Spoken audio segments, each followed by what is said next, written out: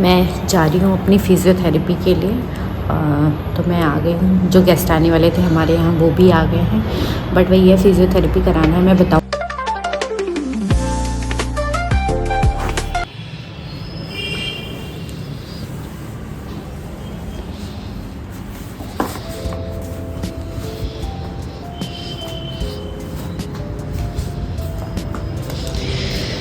Good morning guys, बाहर की तरफ चलते हैं। आज थोड़ा हवा कम है। ये हमारे पेड़ पौधे ये हम पौधे, ये वाला पौधा ना हम लेके आए थे पिछले साल ठंड में, और ठंड में हुए इसके फूल, और उसके बाद गर्मियों में कभी नहीं हुए, और अभी हो रहे हैं। तो है तो बहुत सुंदर लगते हैं, प्यारे से, बट ये सर्दी तो सर्दी ही निकलते हैं। और बट इनका नाम ही नहीं पता मुझे क्या ही है, तो प्लीज़ कमेंट करके बताएं आप लोग कि इसका क्या नाम है। और ये तुलसी मैया हमारी, और ये हमारा गार्डन नीचे बहुत बड़ा सा है, काफ़ी अच्छा। बहुत भीड़ लगी रहती है। अभी तो खैर दिन का टाइम है, बच्चे भी स्कूल गए होंगे शायद, बट अच्छा है। और आज का वेदर भी अच्छा है, धुंध नहीं है, फॉग नहीं है, और हल्की हल्की धूप निकल रही है मुझे लग रहा है साइड से, बट क्लियर है वेदर आज का, अच्छा वेदर है। चलते हैं फिर घर के अंदर।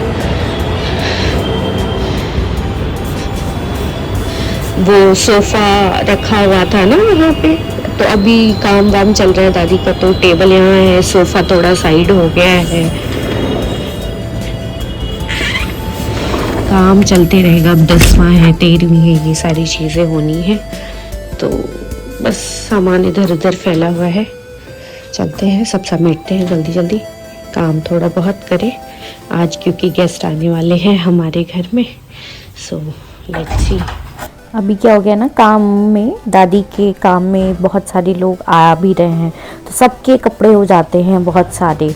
तो और सर्दियों में ये हो गया है कि आप एक दिन कपड़े धो लो तो 2-3 दिन तक सूखते रहेंगे, वो सूख ही नहीं रहा है। तो भाई जल्दी जल्दी फिर और लोग भी आने वाले थे, तो मैंने सोचा कि चलो थोड़े जितने कपड़े हैं एक बार तो एटलीस्ट चला के डल जाए, कि ताकि धीरे धीरे सूखते रहें। और इतनी सर्दी पड़ रही है ना, मतलब क्या ही बोलूँ, कुछ ना कुछ हो ही जाता है।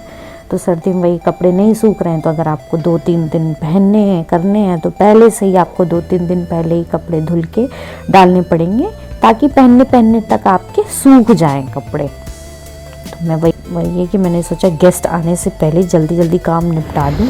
फिर मैं जा रही हूँ अपनी फ़िज़ियोथेरेपी के लिए। तो मैं आ गई हूँ। जो गेस्ट आने वाले थे हमारे यहाँ वो भी आ गए हैं, बट वही है फ़िज़ियोथेरेपी कराना है। मैं बताऊँगी आपको कि फ़िज़ियोथेरेपी मुझे क्यों कराना है। चलते हैं लिफ्ट के अंदर, और हमें जाना है ग्राउंड फ्लोर पे। सो लेट्स गो, चलते हैं फ़िज़ियोथेरेपी करा के। लिफ्ट से निकलते तो कुछ नहीं पता चलता है, सब नॉर्मल है, जैसे ऊपर है फ्लैट में वैसे ही लिफ्ट में है। बट जैसे ही मैं बाहर निकली भाई साहब, मतलब धुआं निकल गए मेरे, इतनी ठंड, बट स्टिल नीचे ही मार्केट में ही फिजियोथेरेपिस्ट की क्लिनिक है, तो मैं चली गई थी। और ये उनका स्पेस है, और वो जो रेड टी शर्ट में है वो हमारी फिजियोथेरेपिस्ट हैं। तो नी बेंडिंग के लिए और मोबिलिटी के लिए कुछ एक्सरसाइजेस करनी पड़ती हैं, with weight and without weight. तो ये मेरे पैर में 2 kg का वेट डल रखा है, तो उसके साथ एक्सरसाइज करके और फिर मैं चली जाती हूँ। अप्रॉक्स 1 घंटे लगते हैं। मैं सो गई थी फिज़ियोथेरेपी करा के आने के बाद। इतनी ठंड लग रही थी मुझे, और फिज़ियोथेरेपी से ना क्या होता है, थोड़ा पेन होता है आपको, जहाँ भी चोट लगी है या जिस भी बॉडी पार्ट का आप फिज़ियोथेरेपी करा रहे हो, तो वहाँ पेन रहता है। तो इतना दर्द होने लगा था, फिर मैं सो गई थी। और फिर मुझे ध्यान आया, अरे यार मैंने एंडिंग तो की नहीं व्लॉग की। तो फिर कुछ शुरू किया है तो उसको ख़त्म भी करना पड़ेगा। अब मैंने सोचा है कि व्लॉगिंग करूं, तो ऐसे तो नहीं छोड़ सकते ना आधा अधूरा। फैमिली में ही जैसे 5 लोग हो, तो 5 लोगों के 5 विचार होते हैं, अपने अपने थॉट्स होते हैं।